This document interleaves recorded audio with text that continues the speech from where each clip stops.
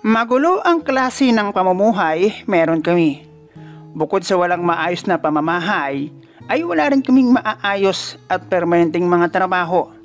Ngunit kahit ganon, ang klase ng pamumuhay meron kami ay isang aming pamilya na pagdating sa mga okasyon ay hindi nagpapatalo. At kahit ipangutang, basta masabing merong handa at makapag-imbita ng kapitbahay para ipamuka na kami ay may handa. At lahat na yata sa aming pamilya ay marunong uminom ng alak. Hanggang sa ako'y nagkaroon ng sariling pamilya, ay magkakasama pa rin kami ng aking magulang sa iisang bahay. Na nang dahil sa aming klase ng pamumuhay, ang pagiging lasenggo at siksikan sa bahay ay ang butas na aking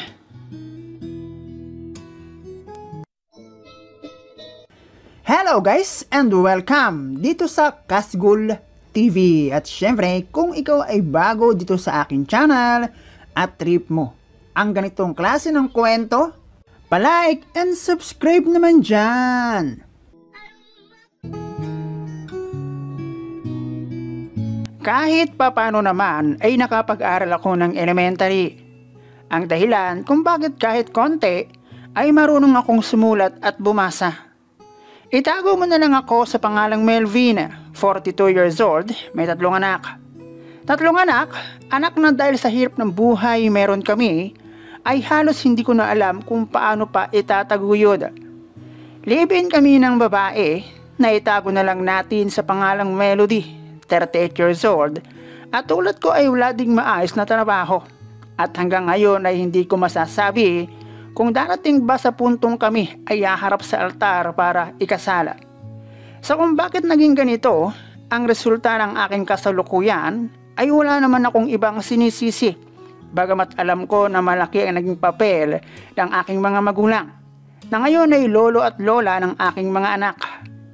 Simulat sa pool sa aking pagkabata, ay hirap kami sa pamumuhay. Nakapag-aral ng elementary pero hindi ko nagawang tapusin. Dahil pagdating sa mga bayarin ay lagi akong napapahiya madalas pagparating ang exam. Noong aking kabataan, walang ibang pwedeng puntahan kung saan madaling kumita ng pera, ang palengke. Maging utusan o magtrabaho bilang boy. Sa sahod na kahit paano naman pwede nang pambili ng sariling pangangailangan at pangbigas-bigas sa bahay. Sa klase ng pamumuhay meron kami, marami akong hindi na-enjoy bilang bata. Isa na doon ang magkaroon ng mga bagay na makakapagpasaya sa akin bilang bata. Bukod sa tila lipunan na may pinipili sa estado ng pamumuhay, natapat ako sa magulang na tila ba wala rin namang pakialam sa kung ano ang aming magiging kinabukasan. 4 kaming magkakapatid at isa sa amin ay sumakabilang buhay na, matapos masangkot sa isang gulo. Tulad ko ang 2 sa aking kapatid ay meron na ring sari-sariling pamilya. Yun nga lang ay hindi sila tulad ng sitwasyon meron kami ng aking pamilya. Dahil may mga maayos na trabaho ang napangasawa ng aking 2 kapatid na babae. Noong kapanahunan ko ng aking kabinataan ay isa ako sa tila lumalaking patapon at walang kinabukasan. Barkada dito, tropa doon. Away dito, gulo doon. At kita ko kung paano ang aking kapatid na lalaki ay lagutan ng hininga na siyang dahan-dahang bumago ng aking pananaw sa buhay. 18 years old ako nang matutong maghanap buhay. At ang pagbabago ay hindi naging madali para sa akin dahil kahit sa palengke ay madalas akong lapitan ng gulo. Bagamat ganoon ang sitwasyon ng aking pamumuhay, hindi iyon naging hadlang para walang babae ang magkagusto sa akin. Lalo't hindi sa pagyayabang ay may itsura din naman akong lalaki. Itago na lang natin sa pangalang Liza, ang babae na siyang aking unang naging jowa.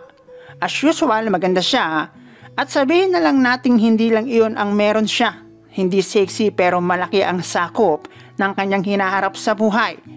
Maputi, lampas balikat ang buhok at mas mataas lang ako ng konti sa kanya.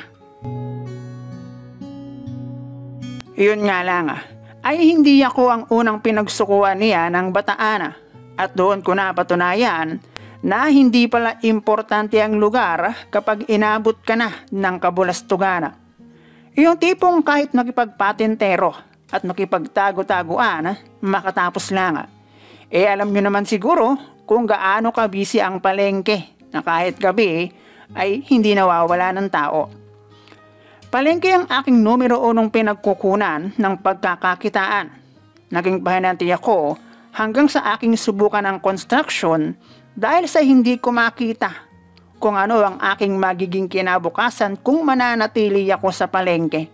Sumubok ako maging labor ng construction, pero kumpara sa palengke, namadali ang trabaho at hindi pa mainit, kaya ayon, bumalik ako sa kung saan ako sanay.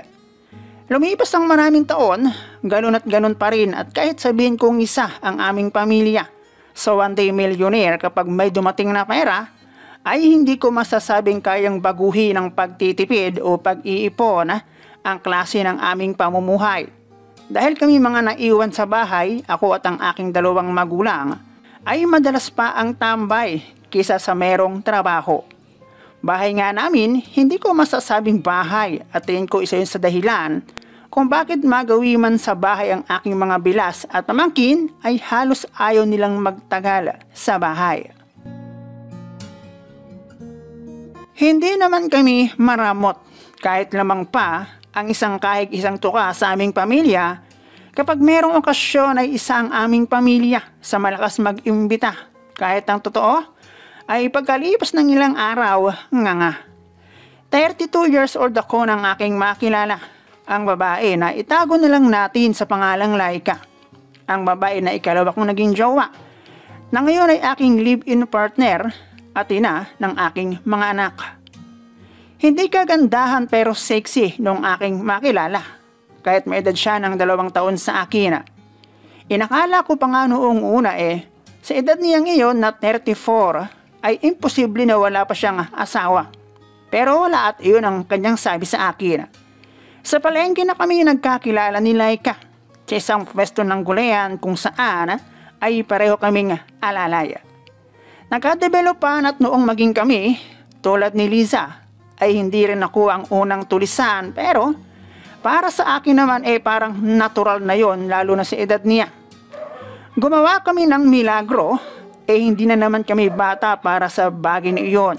At pagkaraan ng ilang buwan namin bilang magjowa at ginagawa ang bagay na para lang sana sa mag-asawa ay nagbunga ang aming pinaghirapan. Ang simula ng aming pagsasama sa isang bahay bilang live-in kasama ang aking mga magulang. Wala naman akong narinig mula sa aking mga magulang sa desisyon namin ni Laika na magsama. At bilang magiging ama ng kanyang nasa sinapupunan, ay tungkulin ko ang panagutan niyon. Noong una na hindi pa isinisilang ang aming panganay, ayos pa at kayang-kaya pa ang gastusin, lalo't pareho kami ni Laika na merong trabaho. Pero hindi pang matagalan ang kay Laika dahil sa kanyang pagdadalang tao. Bukod sa hindi na nga pang matagalan, hindi naman kalakihan ang aming sahod bilang alalay, na kung minsan nga sa aming 4 kasama ang aking mga magulang kulang pa. At hahagyan ng nakaipon bago pa dumating ang kabuwanan ni Laika. Lalaki ang panganay namin at isang malusog na sanggol ang nagbigay sa akin ng gana upang lalong magsumikap.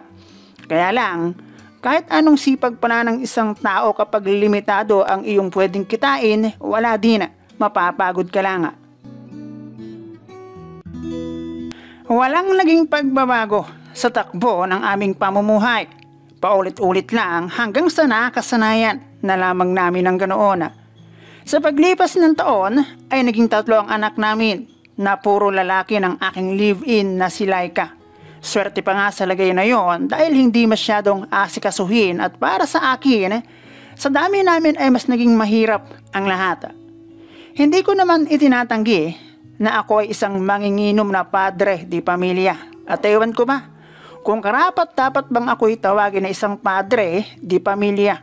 Dahil kabisan kami ng aking magulang sa bahay na hindi naman kami kayang protektahan sa malakas na buhos ng ulan.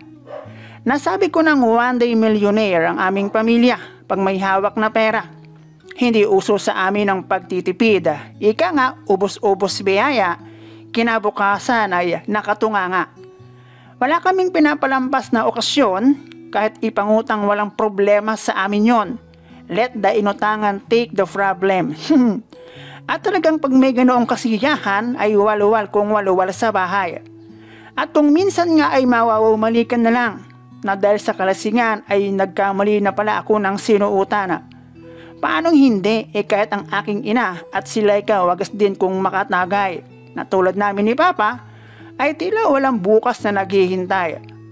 Kumaga sa paglalaba, lahok-lahok na, naghalo na ang puti sa dikolor, na kung minsan igigisingin na lang ako ni Mama at sasabihin, aba, Melvin, gising at naliligaw ka yata.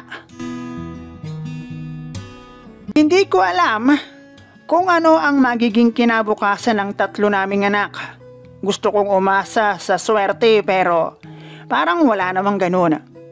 Hindi ko rin alam kung may pag-asa ba kami ni Laika na humarap sa altar para ikasal. Lalo't ngayon tatlo na ang anak namin. Kung sa bagay 42 years old bata pa. Sabi nga hanggat may buhay may pag-asa. Hinahanap ko pero hindi ko makita. Pangarap ko rin ang magkaroon ng sariling bahay. Yung masasabi kong ako ang padre di pamilya. At kasal na hindi man bongga, masabi lang ng live-in ko na kasal kami ni Melvin. At ako ay masabi kong kasal kami ni Laika. Sinisikap kong lumaban ng parehas, magtrabaho ng patas. Baka sakaling sa hinaharap magbunga ang aking sakripisyo sa patas na paraan.